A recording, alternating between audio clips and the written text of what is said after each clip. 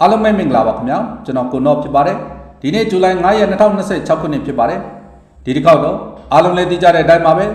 73စီဈေးနှုန်းများကျဆင်းလာတာနဲ့များနိုင်ငံတွင်းမှာရှိတဲ့73စီဆိုင်အများစုဟာ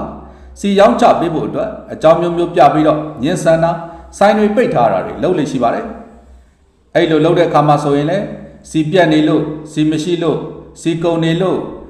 မီးပြက်လို့စသဖြင့်အကြောင်းမျိုးမျိုးပြပြီးတော့73စီတွေရောင်းချပေးဖို့အတွက်အကြောင်းမျိုးမျိုးနဲ့အငင်းဆန်နေတာရှိနေပါတယ်လက်ရှိမှာဆိုရင်လည်းတနိုင်ငံလုံးတိုင်းတာနဲ့တိုင်းဒေသကြီးနဲ့ပြည်နယ်တွေမှာရှိတဲ့73စီဆိုင်တွေဟာ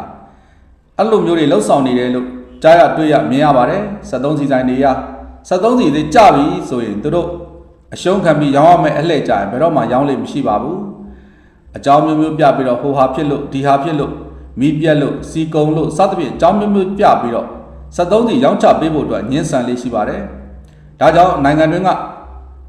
73စီသုံးဆွဲသူမိဘပြည်သူများအနေနဲ့73စီတိုင်းများကိုတိုင်ကြားမယ်ဆိုရင်ယခုဖော်ပြပါဖုန်းနံပါတ်တွေကိုတိုင်ကြားနိုင်ပါတယ်ဒါဆွမ်းရင်ဝန်ကြီးဌာနနေပြည်တော်မှာရှိတဲ့ဖုန်းနံပါတ်တွေဖြစ်ပါတယ်ဖော်ပြပါအတိုင်းပါပဲပြည်သူများအနေနဲ့ဤပညာခက်ခဲတဲ့အခြားတင်ပြတိုင်ကြားလိုတာများရှိရင်စွမ်းရင်ဝန်ကြီးဌာနရဲ့ call center ဖုန်းနံပါတ်တွေဖြစ်တဲ့ဖုန်းနံပါတ်တွေကိုတိုင်ကြားနိုင်တယ်လို့ Viber ကနေလည်းတိုင်ကြားနိုင်ပါတယ်တိုင်ကြားတဲ့အခါမှာဆိုရင်လည်းထိထိရောက်ရောက်ထိထိမိမိဖြစ်အောင်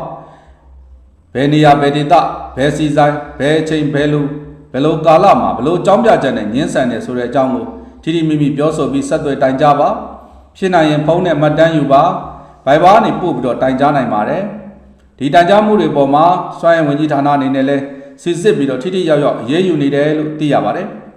အားလုံးကိုကျေးဇူးတင်ပါတယ်ကျွန်တော်ကိုနော့ဖြစ်ပါတယ်